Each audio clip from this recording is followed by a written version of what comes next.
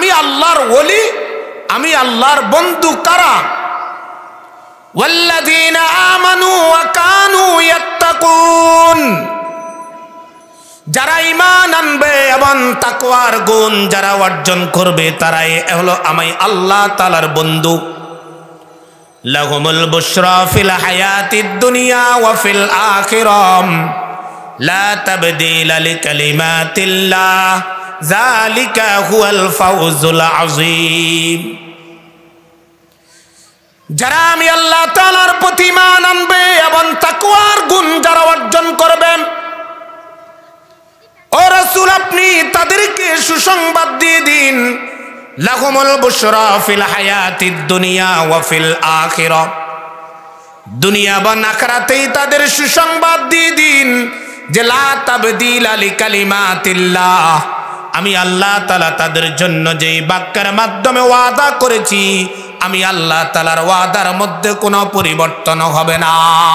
কোরআনুল কারীমের তাফসীর করার জন্য কিছু মূলনীতি রয়েছে। মাবাহিস ফিল উলুমিল কোরআন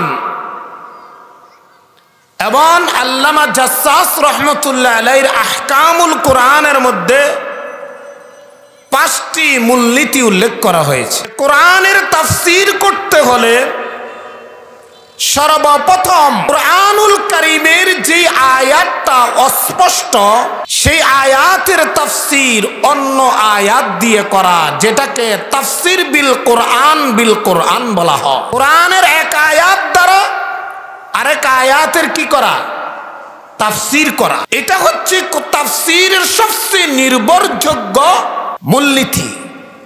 যেমন আল্লাহ তাআলা করেছেন যে আলা ইন্না আউলিয়া আল্লাহি লা খাউফুন আলাইহিম ওয়া লা হুম ইয়াহজানুন, খবরদার নিশ্চয়ই যারা আল্লাহ তাআলার ওলি হবে, আল্লাহ তাআলার বন্ধু হবে, তাদের কোনো চিন্তা নাই এবং তাদের কোনো পেরেশানিও নাই।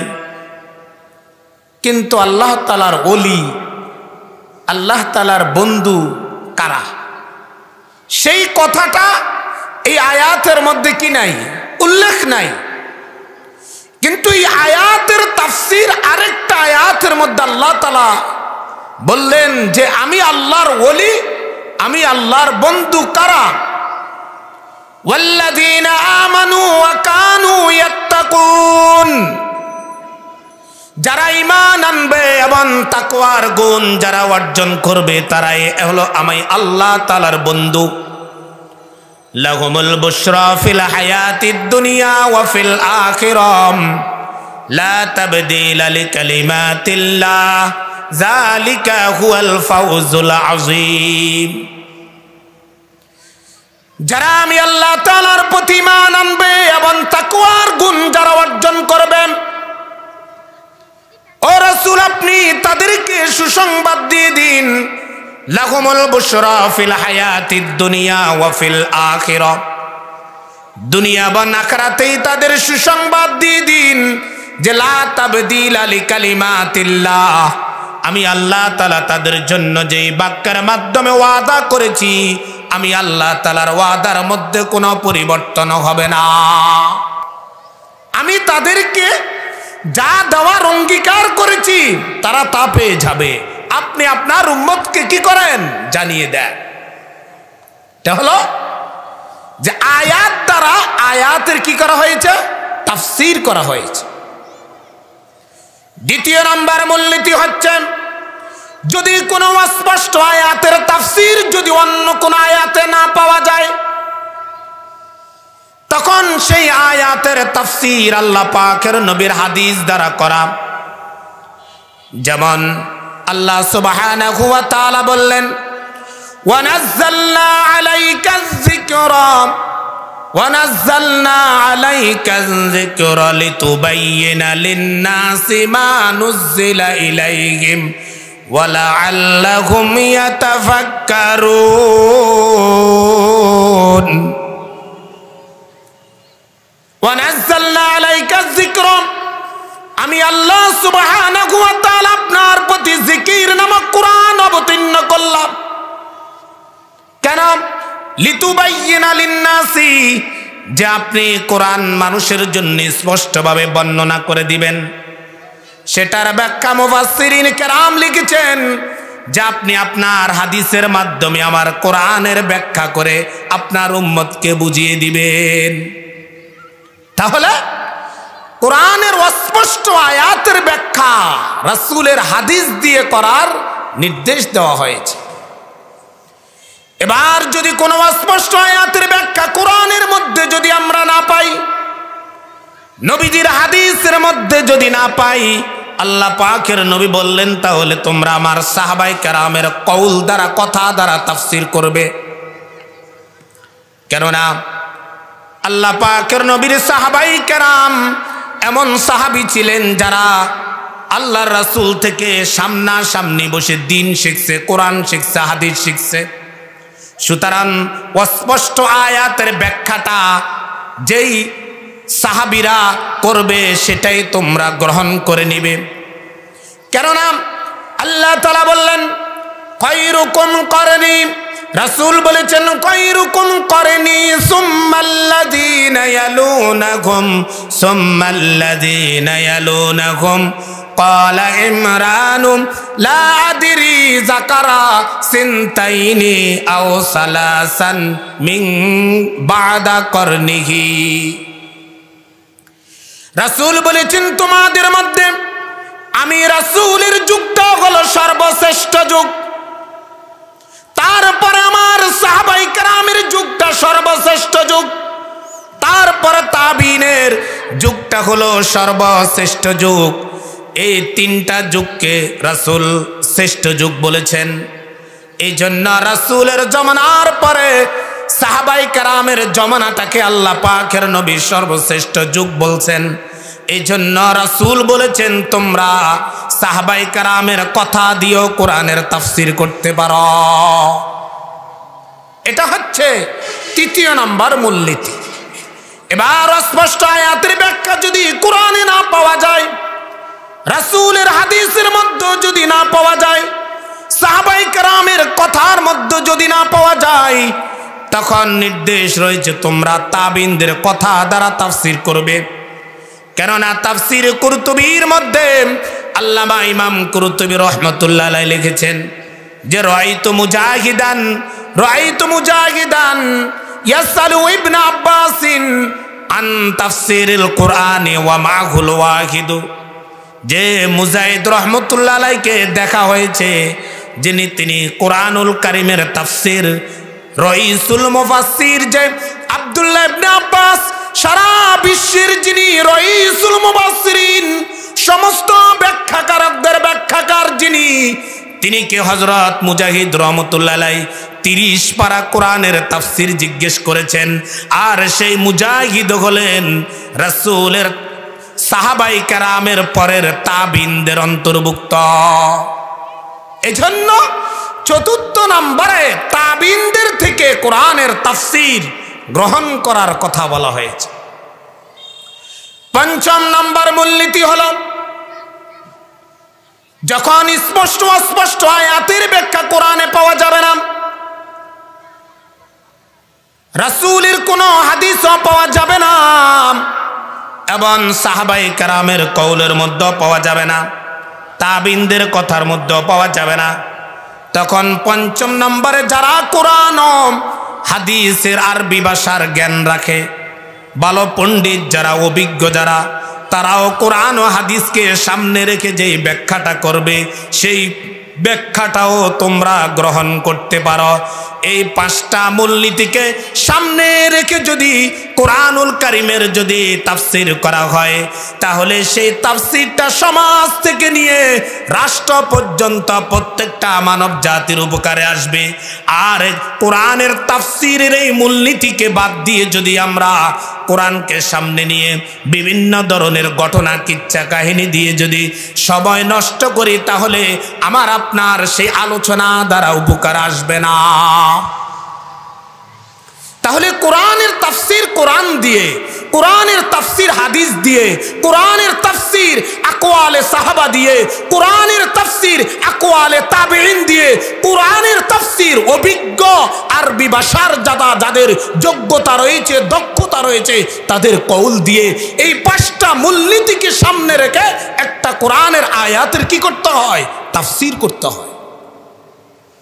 এজন্য আমি আপনাদের মাঝে সূরা কাউসার তেলাওয়াত করেছিলাম যে ইন্না আ'তাইনাকাল কাউসার ফাসাল্লি লিরাব্বিকা ওয়ানহার ইন্না শানিআকা হুয়াল আবতার। মক্কার মানুষ, বিশেষ করে আস ইবনে ওয়াইল যখন আমাদের নবীকে বলেছিল, নবীর পরস্পর তিনটা পুত্র সন্তান যখন আল্লাহ তাআলা ছোট অবস্থায় নিয়ে গেলেন, তখন মক্কার কাফেররা আমাদের নবীকে বলতে লাগলো মুহাম্মদ তো নির্বংশ হয়ে গেল, মুহাম্মাদের বংশ বলতে কিছু থাকবে না, মুহাম্মাদের মৃত্যুর পরে তার ইসলামের এই বাণী, শরীয়তের এই শরীয়তটা ধরে রাখার মতন পৃথিবীর মধ্যে কেউ থাকবে না। যেমন তাফসীরে কুরতুবীর মধ্যে লিখেছেন যে বুতিরা মুহাম্মাদুন ফালাইসা লাহু মাইয়াকুমু ফালাইসা লাহু মাইয়াকুম ফালাইসা লাহু মিন বাদিহি, যে তারপরে তার এই শরীয়তের বাণী ধরে রাখার মতন পৃথিবীর মধ্যে কেউ থাকবে না। যখন মক্কার কাফেররা আমাদের নবীকে এই ধরনের কথা বলা শুরু করেছে, তখনই আল্লাহ তাআলা এই কাউসার নামক সূরাটা অবতীর্ণ করে রাসূলকে সান্ত্বনা দিলেন, ইয়া রাসূলুল্লাহ, ইয়া হাবিবাল্লাহ, ওগো আমার নবী, আপনি মনে কষ্ট নেবেন না। মক্কার কাফেররা আপনাকে যাই বলো, তারা আপনাকে নির্বংশ বলতেছে, আপনি নির্বংশ না। যারাই বলবে এই পৃথিবীর মধ্যে তাদের কোনো বংশ পরিচিতি থাকবে না, কিয়ামত পর্যন্ত আপনার বংশ টিকে থাকবে, আপনার নাম নেওয়ালা লোক থাকবে, আপনাকে স্মরণ করাওয়ালা লোক থাকবে, আপনি মনক্ষুণ্ণ হবেন না। এই সূরাটা অবতীর্ণ করছেন আল্লাহ এই জন্য, যে রাসূলকে সান্ত্বনা দেওয়ার জন্য, যে দেখেন ইন্না আ'তাইনাকাল কাউসার, আমি আল্লাহ তাআলা নিশ্চয় আপনাকে কাউসার দান করলাম। কাউসার কাকে বলে? এবার কাউসারের ব্যাখ্যাটা তো কোরআনের মধ্যে নাই, কোরআনের অন্য কোন আয়াতের মধ্যে কাউসারের ব্যাখ্যা করা হয় নাই। এই কাউসারের ব্যাখ্যাটা, তাফসীরটা করা হয়েছে হাদিস দিয়ে, হাদিসের মাধ্যমে কাউসারের তাফসীর করা হয়েছে। রাসূলের সাহাবী ছিলেন হযরত আনাস ইবনে মালিক রাদিয়াল্লাহু তাআলা আনহু, তার থেকে বর্ণিত, তিনি বলেন বাইনা রাসূলুল্লাহ সাল্লাল্লাহু আলাইহি ওয়াসাল্লাম যাতা ইয়াউমিন বাইনা আযহুরিনা, তিনি বলেন যে আমরা একদিন রাসূলের মাঝে ছিলাম, ইজা আগফা ইগফাতান, হঠাৎ করে দেখলাম রাসূলের তন্দ্রা এসে গেল, ঘুম এসে গেল। সুম্মা রফা রাসাহু মুতাবাসসিমান, আবার আমরা দেখলাম রাসূল হাসতে হাসতে ঘুম থেকে জাগতেছে, ঘুম এসে গেল, আবার হাসতে হাসতে ঘুম থেকে তিনি জাগ্রত হচ্ছেন। কুল্লামা আদহাকাকা ইয়া রাসূলুল্লাহ, ওগো আল্লাহর নবী, কোন জিনিসটা আপনাকে হাসাইলো? আমরা জিজ্ঞেস করলাম কেন আপনি হাসলেন? ক্বালা, তিনি বললেন, ক্বালা উনজিলাত আলাইয়া আনিফান সূরাতান, যে এই মুহূর্তে আমার নিকটে একটা সূরা অবতীর্ণ হয়েছে। ফাকরা বিসমিল্লাহির রহমানির রহিম, তিনি বিসমিল্লাহ পাঠ করলেন, তারপরে সূরাটা তেলাওয়াত করলেন যে ইন্না আ'তাইনাকাল কাউসার ফাসাল্লি লিরাব্বিকা ওয়ানহার ইন্না শানিআকা হুয়াল আবতার। তারপরে রাসূল সাহাবীদেরকে বললেন, আতাদরুনা মাল কাউসার, তোমরা কি জানো কাউসার কি জিনিস? সাহাবায়ে কেরাম বলল, আল্লাহু ওয়া রাসূলুহু আ'লাম, আল্লাহ এবং তার রাসূল ভালো জানেন। সাহাবায়ে কেরামের আদত অভ্যাস ছিল এটাই, কারো যদি জানাও থাকতো তারপর তারা উত্তর দিতেন না যে আমি জানি, এই জন্য উত্তর দিতেন না যে হইতে পারে আল্লাহ পাকের নবীর জবান থেকে সুন্দর কোনো উত্তর আসতে পারে, এই জন্য তারা উত্তর দিতেন না। তারা বললেন আল্লাহ এবং তার রাসূল ভালো জানেন। তখন রাসূল বললেন, ক্বালা ফাইন্নাহু নাহরুন, ক্বালা ফাইন্নাহু নাহরুন ওয়াদানিহি রাব্বি আযজা ওয়া জাল্লা, যে কাউসার তো হলো এমন একটি নহর ঝর্ণা, কূপ, যেই নহরটা আল্লাহ তাআলা আমাকে দিবেন বলে ওয়াদা করেছেন, যে ওয়াদা নিয়ে রব্বি আযজা ওয়া জাল্লা আমাকে দিবেন আল্লাহ তাআলা। তারপরে রাসূল বললেন আলাইহি খায়রুন কাসীর, যে কাউসার তার মধ্যে প্রচুর কল্যাণ আছে, আলাইহি খায়রুন কাসীর, অনেক কল্যাণ রয়েছে। ওয়া তারিদু আলাইয়া উম্মতি ইয়াউমাল কিয়ামাহ, কিয়ামতের দিন আমার উম্মত এই হাউজে কাউসারের নিকটে আসবে। ওয়া আনিয়াতুহু আদাদুন নুজুমি, এবং এই হাউজে কাউসার থেকে পানি পান করার যে পান পাত্রগুলো রয়েছে, গ্লাসগুলো রয়েছে, কয়েক গ্লাসগুলো হবে আকাশের নক্ষত্রের মতো, হয় চাঁদের মতো, সূর্যের মতো, অথবা তারকারাজির মতো হবে। আকাশের নক্ষত্রের মতন হাউজে কাউসারের পানি পান করার গ্লাসগুলো থাকবে। সেই গ্লাসগুলো দিয়ে আমার উম্মত কিয়ামতের মাঠে হাউজে কাউসারের পানি পান করবে। এইভাবে আল্লাহ পাকের নবীর নিকটে সূরা কাউসারটা অবতীর্ণ হয়েছে। এবার মুফাসসিরিনে কেরাম তাফসীরের কিতাবের মধ্যে লিখেছেন, কাসরাতুন শব্দ থেকে এসেছে, যে কাসরাতুন মানে অনেক, প্রচুরকে কাসরাত বলা হয়। তাফসীরের মধ্যে এবং হাদিসের মধ্যে আল্লাহ পাকের নবী বলেছেন যে কাউসার মানে হচ্ছে ঝর্ণা, কাউসার মানে হাউজ, কাউসার মানে কূপ। আল্লামা ইমাম বুখারী রাহমাতুল্লাহি আলাইহি রাইসুল মুফাসসিরিন আব্দুল্লাহ ইবনে আব্বাস থেকে বর্ণনা করেছেন, তিনি বলেছেন কাউসার বলা হয় আল খায়রুল কাসীরু আতাহুল্লাহু সুবহানাহু ওয়া তাআলা ইয়াহু, আরে প্রচুর কল্যাণ, যে কল্যাণটা আল্লাহ তাআলা তার নবীকে দান করেছেন সেটাই কাউসার। আর মুফাসসিরিনদের মধ্যে মুজাহিদ রাহমাতুল্লাহি আলাইহি লিখেছেন যে আল খায়রুল কাসীরু ফিদ দুনিয়া ওয়াল আখিরা, কাউসার মানে আল্লাহ তাআলা নবীকে দুনিয়াতে অনেক কল্যাণ দিয়েছেন, আখিরাতে অনেক কল্যাণ দিবেন, সেটাকে কাউসার বলা হয়।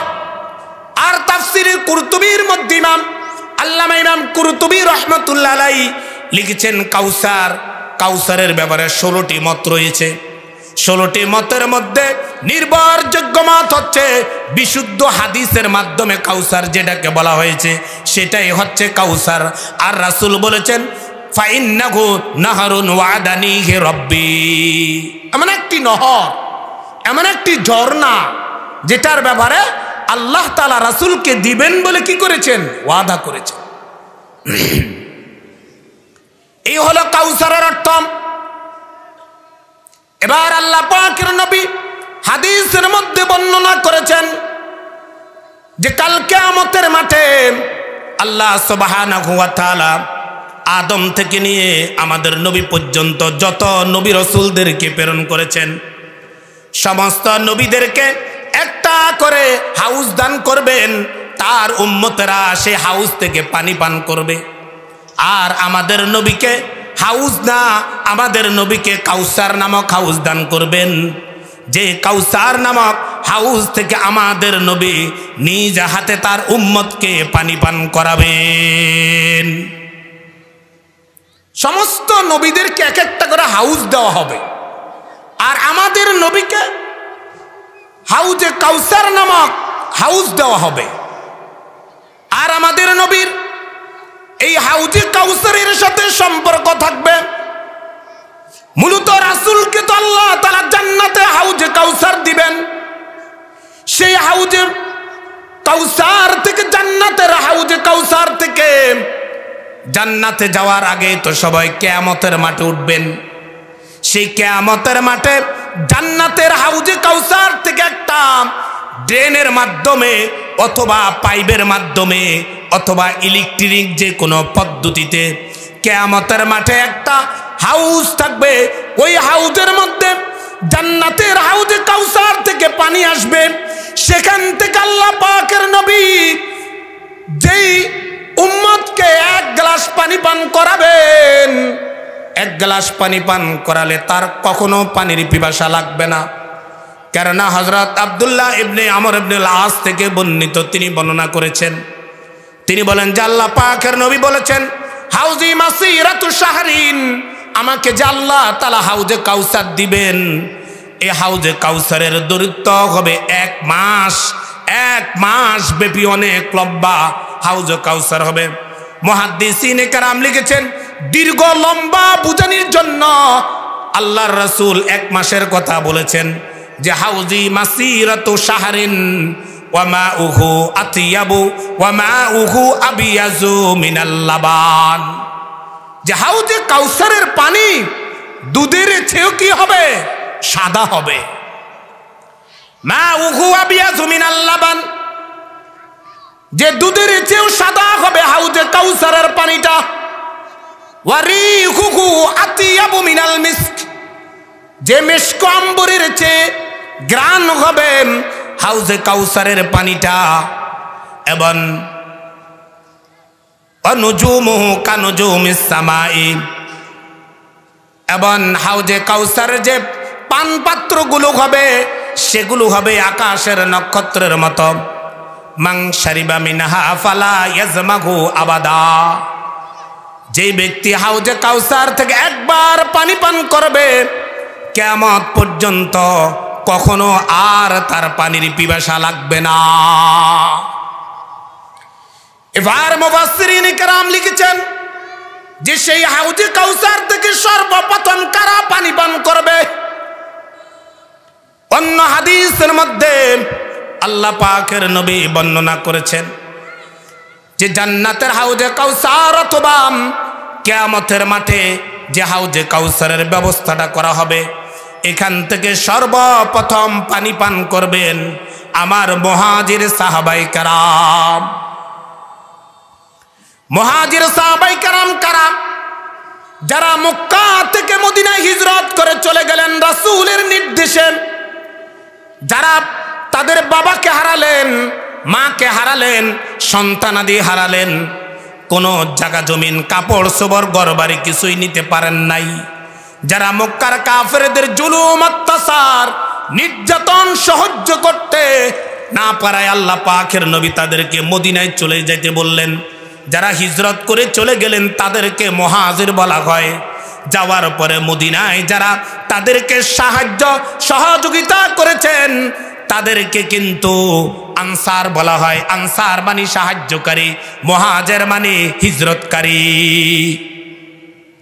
ওই মুহাজির সাহাবায়ে কেরাম কাল কিয়ামতের মাঠে এবং জান্নাতে সর্বপ্রথম হাউজে কাউসারের পানি পান করবে। কেননা তারা যখন মক্কা থেকে মদিনায় চলে গেলেন, যাওয়ার পরে তারা অনেক কষ্টে তাদের জীবনটা অতিবাহিত করেছেন। তাদের অনেকের 2 জোড়া কাপড়ের ব্যবস্থা ছিল না, 1 জোড়া কাপড় পরিধান করেছিলেন। তাদের মেহমানদারি করানির মতন কেউ ছিল না, এবং মদিনার কোন মানুষ তাদের কাছে মেয়ে বিয়ে দিতে রাজি হয় নাই। কেননা এরা হিজরত করে আসছে, সহায় সম্বলহীন এরা। তারা অনেক কষ্ট করে রাসূল মদিনায় যে আসহাবে সুফফাদের জন্য সুফফা নামক যে মাদ্রাসা করেছিলেন, সেই মাদ্রাসাতে তারা অবস্থান করেছেন।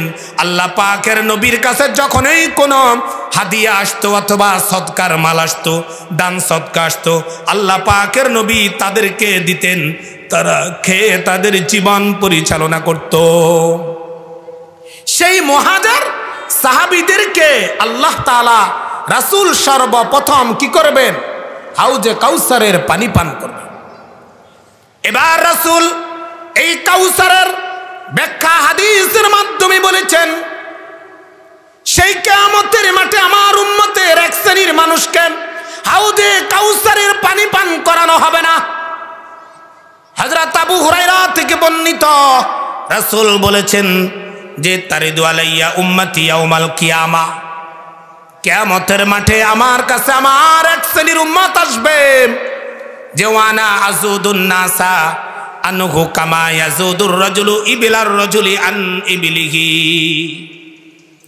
আমার উম্মতের মধ্যে এক শ্রেণীর মানুষকে হাউজে কাউসারের নিকট থেকে তাড়িয়ে দেওয়া হবে। যেমনি ভাবে বিভিন্ন মরুভূমির মধ্যে যে কোনো মানুষের উটের পাল থেকে অন্য জনের উটগুলোকে তাড়িয়ে দেওয়া হয়, ইয়াজিদুর রাজুলু কামা ইয়াজিদু ইবনা, যেমনি ভাবে উটকে তাড়িয়ে দেওয়া হয়, আমার এক শ্রেণীর উম্মতকে সে হাউজে কাউসারের নিকট থেকে সরিয়ে দেওয়া হবে। তখন রাসূল বলেছেন, ওয়াকুল, আমি বললাম, ইয়া রাব্বি উম্মতি উম্মতি, ওগো আল্লাহ, এরা তো আমার উম্মত, কেন তাদেরকে হাউজে কাউসার থেকে দূর করে দেওয়া হচ্ছে? তখন রাসূল বলবেন, আল্লাহ তাআলা বলবেন, তখন ইয়াজিবুনি মালাকুন, একজন ফেরেশতা রাসূলকে উত্তর দিবেন যে হাল তাদরি মা আহদাসু মিন বাদিকা, আপনি কি জানেন যে আপনার পরে, আপনার মৃত্যুর পরে আপনার এই উম্মতগুলা শরীয়তের মধ্যে কত নতুনত্ব জিনিস সৃষ্টি করেছে? মানুষকে শরীয়ত বলে, কোরআন বলে, হাদিস বলে এরা চালিয়ে দিয়েছে। সুতরাং বেদাত নামক যত কাজ সমাজের মধ্যে যারা করেন, এরা কাল কিয়ামতের মাঠে রাসূলের হাতে হাউজে কাউসারের পানি পান করতে পারবে না। এমনকি রাসূল বলেছেন, মান ওয়াক্কারা সাহিবা বেদাতিন ফাকাদ আনা আলা খাদামিল ইসলাম, যে ব্যক্তি কোনো বেদাতকারীকে সম্মান করলো, সে যেন ইসলাম ধর্মকে ধ্বংস করে দেওয়ার ব্যাপারে সহযোগিতা করলো। তাহলে আমরা কি জানতে পারলাম? যে যারা সমাজের মধ্যে শরীয়তের নামে নতুন শরীয়ত আবিষ্কার করবে, শরীয়তের নামে, ইবাদতের নামে নতুন কিছু আবিষ্কার করবে, যেটাকে শরীয়তের পরিভাষায় নব আবিষ্কৃত বলা হবে, ওই ধরনের লোক কাল কিয়ামতের মাঠে জান্নাতে রাসূলের হাতে হাউজে কাউসারের পানি পান করতে পারবে না।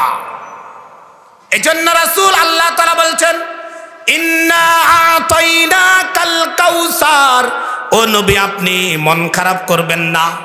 মক্কার মানুষ আপনাকে নির্বংশ বলতেছে, আপনি মন খারাপ করবেন না, কেননা নিশ্চয়ই আমি আল্লাহ তাআলা আপনাকে কাউসার দান করেছি। কাউসারের মতন দৌলত আমি আল্লাহ তাআলা অন্য কোন নবীকে দেই নাই। আপনাকে কাউসার দিয়েছি, শুধু কাউসার নয়, আদম আলাইহিস সালামকে যা দিয়েছি আপনাকেও তা দিয়েছি, নূহ আলাইহিস সালামকে যা দিয়েছি আপনাকেও তা দিয়েছি, ইউনূস আলাইহিস সালামকে যা দিয়েছি আপনাকেও তা দিয়েছি, ইদ্রিস আলাইহিস সালামকে যা দিয়েছি আপনাকেও তা দিয়েছি, সুলাইমানকে যা দিয়েছি আপনাকেও তা দিয়েছি, এবং মূসা আলাইহিস সালামকে যা দিয়েছি আপনাকেও তা দিয়েছি, ঈসা আলাইহিস সালামকে যা দিয়েছি আপনাকেও তা দিয়েছি, এমনকি ঈসা আলাইহিস সালাম পর্যন্ত যত নবীরা এসেছে সমস্ত নবীদেরকে যা দিলাম, আপনাকে আমি আল্লাহ একা তা দিলাম। মূসা আলাইহিস সালামকে আমি কালিমুল্লাহ বানাইলাম, ইব্রাহিম আলাইহিস সালামকে আমি খলিলুল্লাহ বানাইলাম, ঈসা নবীকে আমি রূহুল্লাহ বানাইলাম, আর সুলাইমানের জন্য আমি আল্লাহ বাতাসকে মুসাখখার করে দিলাম, দাউদ আলাইহিস সালামের জন্য মাটিকে আর পাথরকে আমি নরম করে দিলাম, আর আপনাকে তো আমি আল্লাহ হাবিবুল্লাহ বানাইলাম। যত নবীকে যত বৈশিষ্ট্য দিয়েছি, সমস্ত নবীর বৈশিষ্ট্যের উপরে হলো হাবিবুল্লাহ, সমস্ত নবীর শ্রেষ্ঠত্বের উপর হলো আল কাউসার। এর চেয়ে বড় দামি জিনিস কোন নবীকে দিই নাই, একমাত্র আপনাকে দিয়েছি। সুতরাং ইন্না আতাইনাকাল কাউসার, মক্কার মানুষের সমালোচনায় কান দিবেন না, মনক্ষুণ্ণ হবেন না, কষ্ট পাবেন না। দ্বিতীয় নম্বর আয়াত, ফাসাল্লি লিরাব্বিকা ওয়ানহার, ওই যে কাউসার দিলাম, এবার আপনার উপরে কিছু নির্দেশ এসে গেছে। কি? ফাসাল্লি লিরাব্বিকা ওয়ানহার, আপনার রবের জন্য সালাত কায়েম করেন এবং আপনার রবের জন্য কুরবানি করেন। দুইটা বিধান দিয়ে দিলাম যে পৃথিবীর মানব জাতি মক্কা নগরীর মানুষ বিভিন্ন মূর্তির পূজা করে, মূর্তির পূজা করেন, দেব দেবীকে সেজদা করেন। আপনি একনিষ্ঠভাবে আমি আল্লাহ তাআলার ইবাদত করেন। 5 ওয়াক্ত নামাজের বিধান আল্লাহ দিলেন। এই জন্য আল্লাহ তাআলা কোরআনুল কারীমের মধ্যে বলেছেন যে আকিমিস সালাতা তরাফাইন নাহারি ওয়া যুলাফাম মিনাল লাইল ইন্নাল হাসানাতি ইউযহিবুনাস সাইয়্যাত। আপনি দিনের 2 অংশে তরাফাইন নাহার, রাইসুল মুফাসসিরিন আব্দুল্লাহ ইবনে আব্বাস এবং মুজাহিদ, কাতাদা, হাসান বসরি তারা প্রত্যেকেই বলেছেন তরাফাইন নাহার দিনের 2 অংশে নামাজ পড়েন, তথা ফজরের নামাজ আর আসরের নামাজ। ওয়া যুলাফাম মিনাল লাইল রাত্রের কিছু অংশে, জুলাফানের মধ্যে যে তানবিনটা রয়েছে তানবিন লিতাকলিলের জন্য, যে রাত্রের অল্প কিছু অংশে আপনি মাগরিব আর এশার নামাজটা পড়েন। আবার অন্য আয়াতের মধ্যে জোহরের নামাজের কথা, যে আকিমিস সালাতা লিদুলুকিশ শামসি ইলা গাসাকিল লাইলি ওয়া কুরআনাল ফাজর। আপনি নামাজ কায়েম করেন যখন সূর্য পশ্চিম আকাশে ডুলে যায়, তখন আপনি নামাজ কায়েম করেন, তথা জোহরের নামাজ। কেননা 5 ওয়াক্ত নামাজের কথা কোরআনুল কারীমের মধ্যে স্পষ্ট কোথাও উল্লেখ নাই। এই 2টা আয়াত দিয়ে আল্লাহ তাআলা 5 ওয়াক্ত নামাজের সময়ের প্রতি ইঙ্গিত দিয়েছেন, আর আল্লাহ পাকের নবী হাদিসের মাধ্যমে ব্যাখ্যা করে উম্মতকে জানিয়ে দিলেন যে 5 ওয়াক্ত নামাজ এই সময় আপনারা কি করবেন, 5 ওয়াক্ত নামাজ পড়বেন। রাসূল নিজেও পড়েছেন এবং জিবরাইল আমিন এসে রাসূলের ইমামতি করে প্র্যাকটিক্যাল রাসূলকে নামাজও শিক্ষা দিলেন। এবার নামাজ পড়লে কি পুরস্কার হবে? হযরত আব্দুল্লাহ ইবনে মাসউদ থেকে বর্ণিত, তিনি বললেন যা রাজুলুন ইলান নবী সাল্লাল্লাহু আলাইহি ওয়াসাল্লাম আন্না রাজুলান আসাবা মিন ইমরাতিন কুবলাতান। ইবনে আব্বাস বলেন আন্না রাজুলান আসাবা মিন ইমরাতিন কুবলাতান, এক ব্যক্তি হঠাৎ করে একজন নারীকে চুমা দিয়ে বসলো। ফাতান নবী সাল্লাল্লাহু আলাইহি ওয়াসাল্লাম, নারীকে চুমা দেওয়ার পরে লোকটা রাসূলের দরবারে দৌড় দিয়ে চলে আসলো। অনুতপ্ত হয়ে রাসূলকে বললেন ইয়া রাসূলুল্লাহ, ইয়া হাবিবাল্লাহ, আমি তো মুখ নারীটাকে চুমা দিয়ে ফেললাম, এখন কি করণীয়? ফাআখবারা রাসূলুল্লাহ সাল্লাল্লাহু আলাইহি ওয়াসাল্লাম ওয়া আনজালাত, তখন ওই মুহূর্তে আল্লাহ তাআলা আয়াতে কারিমা অবতীর্ণ করলেন যে আকিমিস সালাতা তরফাইন নাহারি ওয়া যুলাফাম মিনাল লাইল ইন্নাল হাসানাতি ইউযহিবুনাস সাইয়্যাত। নিশ্চয়ই নেকি পাপকে কি করে দেয়, মোচন করে দেয়। তুমি আল্লাহর কাছে তওবা করো, তুমি নামাজ পড়ো, নামাজ পড়লে আল্লাহ তাআলা তোমার এই যে একটা নারীকে তুমি চুমা দিয়ে দিলা, তোমার এই অন্যায়টা আল্লাহ কি করে দিবেন, মাফ করে দিবেন। যে ইন্নাল হাসানাত ইউযহিবুনাস সাইয়্যাত, নেকির কারণে পাপ মোচন হয়ে যায়। এই কথা বলার পরে আরেকজন সাহাবী রাসূলের দরবারে এসে বললেন ইন্না ফুলানান ইউসাল্লি বিল্লাইলি, অমুক ব্যক্তি রাত্রিতে নামাজ পড়ে, রাত্রে নামাজ পড়ে। ইজা আসবাহা সারাকা, যখন সকাল হয় তখন সে চুরি করে। ইজা আসবাহা সারাকা, যখন সকাল হয় তখন সে চুরি করে। তখন আল্লাহ পাকের নবী বললেন মা তাকুলু সায়ানহাহু, মা তাকুলু, তুমি যা বলছ আল্লাহ তাআলা তাকে অবশ্যই নামাজ যদি সে পড়ে থাকে, নামাজের কারণে তাকে তার এই অন্যায় থেকে, তার গুনাহ থেকে বিরত রাখবেন। সে নামাজও পড়ে আবার চুরিও করে, তাহলে বোঝা যায় তার নামাজটা নামাজের মতো হয় না। যেমন এক ব্যক্তি রাসূলের মসজিদে নববীতে বসা, এক লোক এসে মসজিদে নববীতে ঢুকলো, এসে 2 রাকাত নামাজ পড়লো, সালামকে রাসূলকে গিয়ে সালাম দিল, রাসূল সালামের উত্তর দিল। উত্তর দিয়ে রাসূল তাকে বলল ইরজি ফাসাল্লি ফাইন্নাকা লাম তুসাল্লি, যাও আবার নামাজ পড়ো, কেননা তুমি নামাজ পড়ো নাই। লোকটা গিয়ে নামাজ পড়ে আবার রাসূলকে এসে সালাম দিল। রাসূল বললেন, ইরজি ফাসাল্লি ফাইন্নাকা লাম তুসাল্লি, যাও নামাজ পড়ো, তুমি নামাজ পড়ো নাই। লোকটা নামাজ পড়া সত্ত্বেও আল্লাহ পাকের নবী তাকে বললেন যে তুমি তো নামাজ পড়ো নাই। তখন ওই লোকটা তৃতীয়বার বলার পরে বললেন, ওগো আল্লাহর নবী, কিভাবে নামাজ পড়লে নামাজ হবে, আপনি আমাকে একটু শিখিয়ে দেন। তখন রাসূল লোকটাকে বলল, নামাজ পড়বা, রুকুটা ধীর স্থিরভাবে করবা, তোমার রুকুটা যাতে সেজদার ভিতরে প্রবেশ না করে। যখন তুমি সেজদা করবা, সেজদাটাও ধীর স্থিরভাবে করবা, সেজদার কিছু অংশ উঠে আবার তুমি সেজদায় যাবা না। তাসবিহগুলা ঠিক মতন আদায় করবা, তাকবীরগুলা ঠিক মতন আদায় করবা। খুশু খুজুর সাথে ধীর স্থিরভাবে যদি তুমি নামাজটা পড়তে পারো, তাহলে সেই নামাজটা আল্লাহ তাআলার কাছে গ্রহণযোগ্য হবে।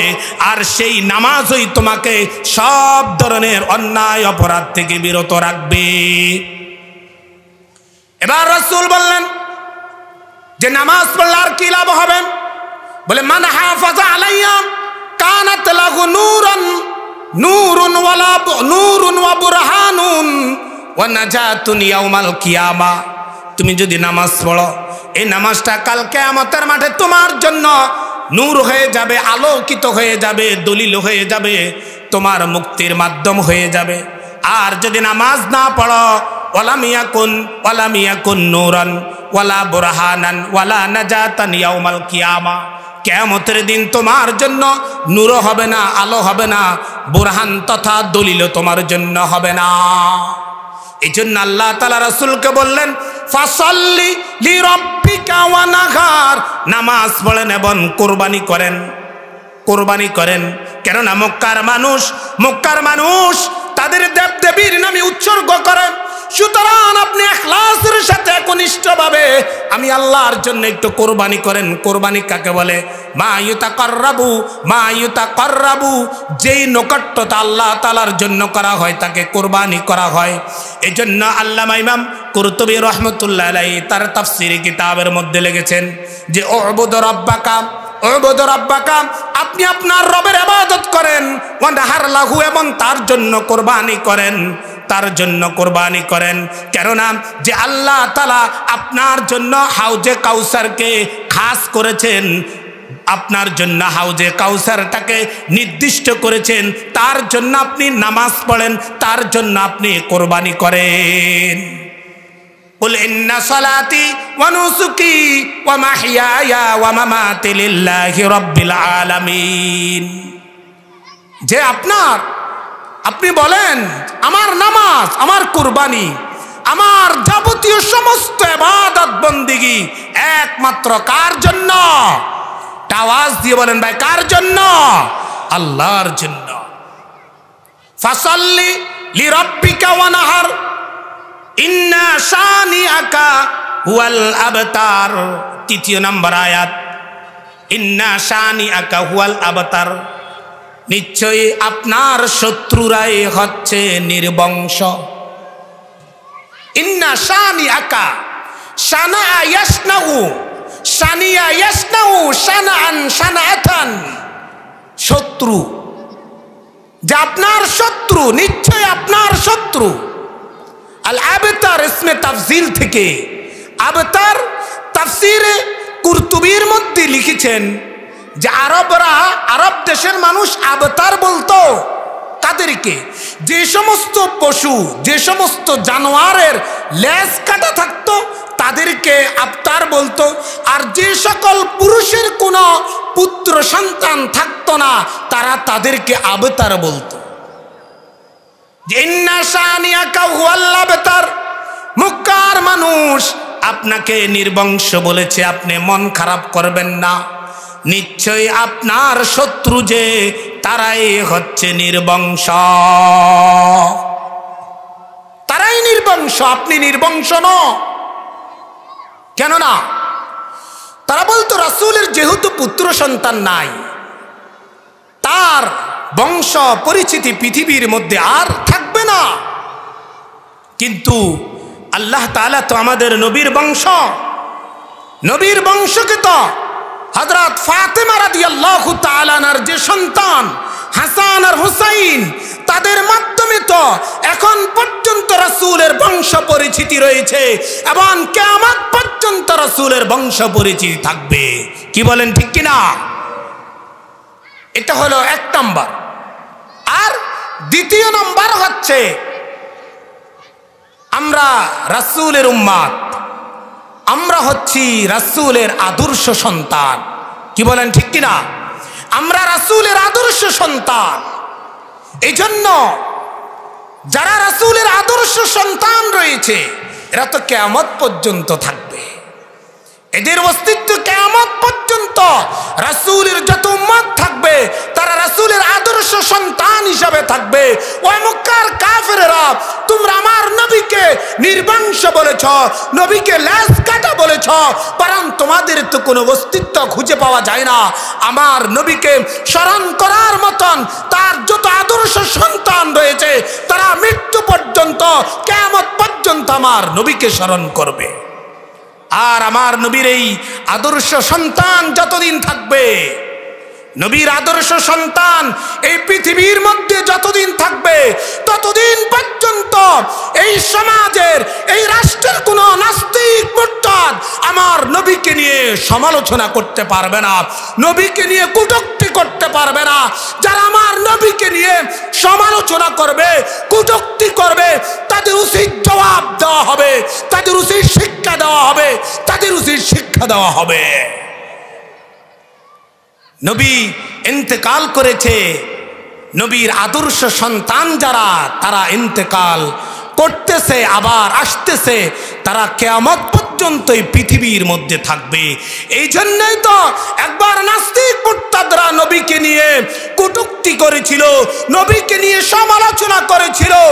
বাংলাদেশের সমস্ত তাওহীদি জনতা, আলেম সমাজ, যুবক ভাইদেরকে নিয়ে, তাওহীদি জনতাকে নিয়ে শাপলা চত্বরে গিয়ে হাজারো কোটি মানুষকে একত্রিত করে সারা বিশ্বকে দেখিয়ে দিয়েছে যে বাংলাদেশের তাওহীদি জনতা, আলেম সমাজ নবীকে কি পরিমাণ মহব্বত করে। যারা শাপলা চত্বরে গিয়েছিল তারাই জেনেছিল, যারা লং মার্চে গিয়েছিল তারাই দেখেছিল পৃথিবীর মানুষ, ঢাকা শহরের মানুষ, বাসা বাড়ি থেকে মা বোনেরা তাদের জন্য জানালা দিয়ে খাবার পাঠিয়েছিল। একটা মা তার বাসায় নেওয়ার জন্য খাবার ক্রয় করেছিল, ওই আশিক রাসূলদেরকে দেখে খাবারের পোটলাটা তাদেরকে দিয়েছে। শুধু আমি আর আপনি রাসূলকে ভালোবাসি নাই, একজন যত মায়ের জাতি রয়েছে, মুসলমান যারা রয়েছে প্রত্যেকেই সেই ভালোবাসার বহিঃপ্রকাশ ঘটিয়েছে। এটাই বাংলাদেশ কেন সারা বিশ্বের জন্য এটা শিক্ষণীয় হয়ে থাকবে যে যেখানেই রাসূলকে নিয়ে কেউ সমালোচনা করবে, রাসূলকে নিয়ে কটূক্তি করবে, সারা বিশ্বের তাওহীদি জনতা তাদেরকে উচিত শিক্ষা দিয়ে দিবে। কি বলেন ঠিক কিনা ভাই? এই জন্য আল্লাহ তাআলা বললেন, ইন্না আতাইনাকাল কাউসার, যে মক্কার মানুষ আপনাকে নির্বংশ বলেছিল, এই জবাবে আমি আপনাকে কাউসার দান করলাম। কেননা কাউসার এমন এক নবীকে আমি আল্লাহ দিই নাই। আপনি জান্নাতের নহরকে কাউসার বলা হয়, সেই জান্নাতের নহর থেকে পাইপ অথবা ইলেকট্রিকের যে কোনো মাধ্যমে কিয়ামতের মাঠে পানিটাকে আনা হবে। সেখান থেকে আপনি আপনার উম্মতকে যদি কিয়ামতের মাঠে এক গ্লাস পানি পান করান, তাদের আর কখনো পানির পিপাসা লাগবে না। ইন্না আতাইনাকাল কাউসার, নিশ্চয় আমি আল্লাহ আপনাকে কাউসার দিলাম। ফাসাল্লি লিরাব্বিকা ওয়ানহার, এবার আপনি আমি আল্লাহ তাআলার ইবাদত করেন। শুধু এই ইবাদতটা আপনার সাথে কাজ নয়, কিয়ামত পর্যন্ত আপনার যত উম্মত আসবে তারা নামাজ পড়বে। আমি আল্লাহ আপনাকে নামাজের নির্দেশ দিলাম, মানে কিয়ামত পর্যন্ত আনওয়ালা প্রত্যেকটা উম্মতকে আমি আল্লাহ নামাজের নির্দেশ দিলাম। ফাসাল্লি লিরাব্বিকা ওয়ানহার, আপনাকে কুরবানি করার নির্দেশ দিলাম। রাসূল মৃত্যুর আগ পর্যন্ত কুরবানি করেছিলেন। শুধু কুরবানিটা আপনার সাথে খাস নয়, ওই কুরবানির বিধানটাও আপনি আপনার উম্মতকে দিয়ে দেন যে আমি রাসূল কুরবানি করেছি, তোমরাও কুরবানির মাধ্যমে আল্লাহ তাআলার নিকটটা অর্জন করো। ফাসাল্লি লিরাব্বিকা ওয়ানহার ইন্না শানিআকা হুয়াল আবতার। নিশ্চয় আপনার শত্রু যারা তারাই নির্বংশ, নিশ্চয় আপনার শত্রু যারা তারাই নির্বংশ। আপনি মন খারাপ করবেন না। সারা পৃথিবীর সমস্ত নবীদেরকে যে বৈশিষ্ট্য দিয়েছি, যত বৈশিষ্ট্য দিয়েছি, আমি আল্লাহ তাআলা আপনাকে তার চেয়েও বেশি বৈশিষ্ট্য দিলাম। কেননা রাসূল বলেছেন কুল্লু উম্মতি ইয়াদখুলুনাল জান্নাতা, প্রত্যেক উম্মত জান্নাতে প্রবেশ করবে। রাসূল বলেছেন যতক্ষণ পর্যন্ত আমি রাসূল জান্নাতে প্রবেশ করতে পারবো না, ততক্ষণ পর্যন্ত পৃথিবীর মধ্যে আগত কোন নবী রাসূল জান্নাতে প্রবেশ করতে পারবে না। আর যতক্ষণ পর্যন্ত আমার উম্মত জান্নাতে প্রবেশ না করবে, ততক্ষণ পর্যন্ত পৃথিবীর মধ্যে আগত কোন নবী রাসূলের উম্মত জান্নাতে প্রবেশ করতে পারবে না। সুতরাং আপনাকে যে আমি আল্লাহ এত বৈশিষ্ট্যগুলা দিলাম, আপনি মক্কার কাফেরদের কথায় মন খারাপ করবেন না, মনক্ষুণ্ণ আপনি হবেন না। কিয়ামতের মাঠে মাকামে মাহমুদ নামক একটা স্পেশাল জায়গা থাকবে। সেই মাকামে মাহমুদটাও আমি আল্লাহ আপনাকে দিলাম, আপনাকে সেই মাকামে মাহমুদটাও দিলাম। সমস্ত নবীর চেয়ে বৈশিষ্ট্য, সমস্ত নবীর চেয়ে শ্রেষ্ঠত্ব আমি আল্লাহ তাআলা আপনাকে দিলাম। সুতরাং ইন্না শানিআকা হুয়াল আবতার, আপনার শত্রু যারা তারাই নির্বংশ। আপনি মনকষ্ট নিবেন না। আমি আপনাকে দুনিয়ার সব কিছু আপনাকে শ্রেষ্ঠ নবী বানিয়েছি, আপনার পরে আর কোনো নবী আসবেন না। দেখছেন মক্কার কাফেরদের এক কথায় আল্লাহ তাআলা রাসূলকে তার জীবনের সমস্ত বৈশিষ্ট্যের কথা কাউসার শব্দ দিয়ে ব্যাখ্যা দিয়ে দিলেন। জাল কাউসারু খয়রুন, আল খয়রুল কাসীর ফিদ দুনিয়া ওয়াল আখিরা, দুনিয়া এবং আখিরাতের সমস্ত কল্যাণ আপনাকে দিয়ে দিলাম। আল্লাহ তাআলা আমাদের সবাইকে এই ছোট্ট সূরার উপরে যে কয়েকটা কথা বলেছিলাম বুঝার এবং আমল করার তৌফিক দান করুক। এখান থেকে আমরা কাউসার শব্দের ব্যাখ্যাটা জানলাম, সংক্ষিপ্ত সময়ে নামাজ সম্পর্কে কিছু কথা জানলাম, কুরবানি সম্পর্কে কিছু কথা জানলাম, আর যারা রাসূলকে আবতার বলেছিল সেই বিষয়ে রাসূলের কিছু বৈশিষ্ট্য জানলাম। উক্ত আলোচনা যদি কোনো ভুল ত্রুটি হয়ে থাকে আল্লাহ তাআলা যাতে আমাকে এবং আপনাদের সবাইকে যাতে ক্ষমা করে দেন, আমার জন্য দোয়া করবেন। আপনাদের প্রতিও দোয়া রইল। ওয়া আখিরু দাওয়ানা আনিল হামদুলিল্লাহি রাব্বিল আলামিন।